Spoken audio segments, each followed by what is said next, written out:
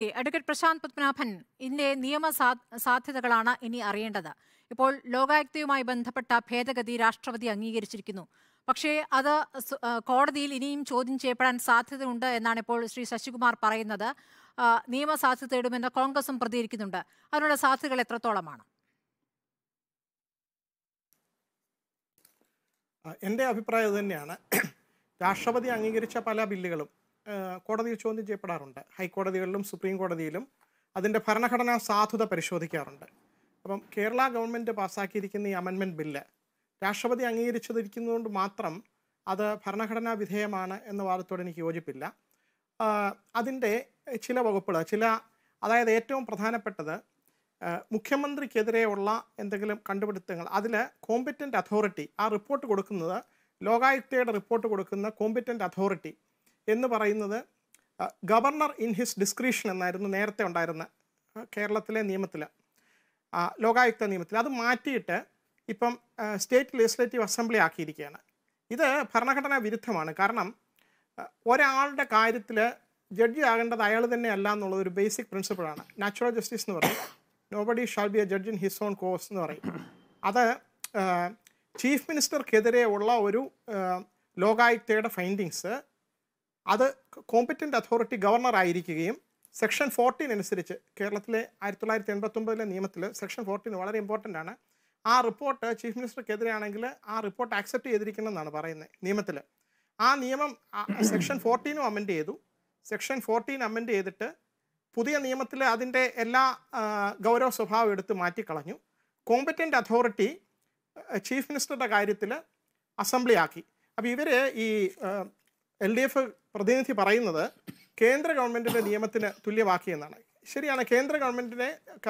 കേന്ദ്ര നിയമത്തിൽ പറയുന്നത് 2013 നിയമത്തിൽ പ്രധാനമന്ത്രിക്കെതിരെയുള്ള ഫൈൻഡിങ് ലോക്പാലിൻ്റേത് പരിശോധിക്കേണ്ട competent authority house of people ലോക്സഭയാണെന്നാണ് പറയുന്നത്.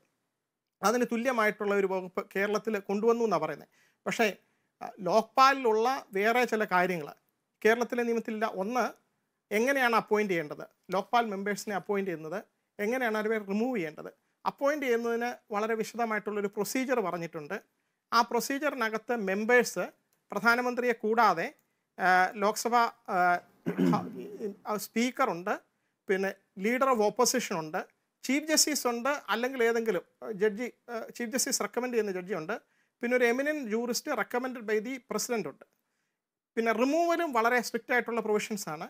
ഇത് ഒരു വളരെ പ്രയാസമാണ് ലോക്പാൽ മെമ്പേഴ്സിനെ റിമൂവ് ചെയ്യാൻ.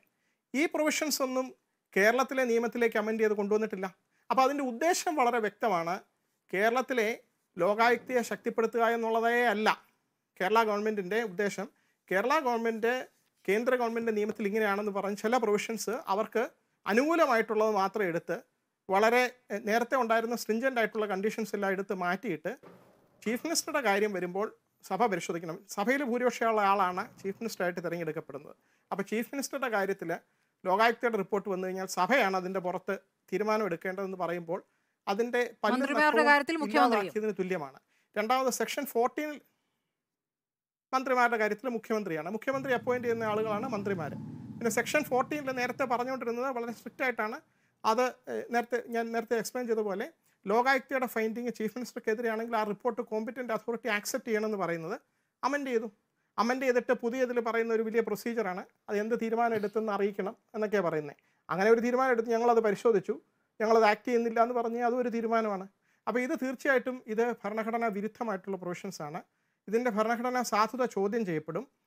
എനിക്ക് തോന്നുന്നത് ഇതിൻ്റെ ഭരണഘടന വിധേയമല്ലാത്ത പ്രൊവിഷൻസാണ്. അത് അൺകോൺസ്റ്റിറ്റ്യൂഷണലായിട്ട് ഡിക്ലെയർ ചെയ്യാനുള്ള എല്ലാ കാരണങ്ങളും കാണുന്നുണ്ട്.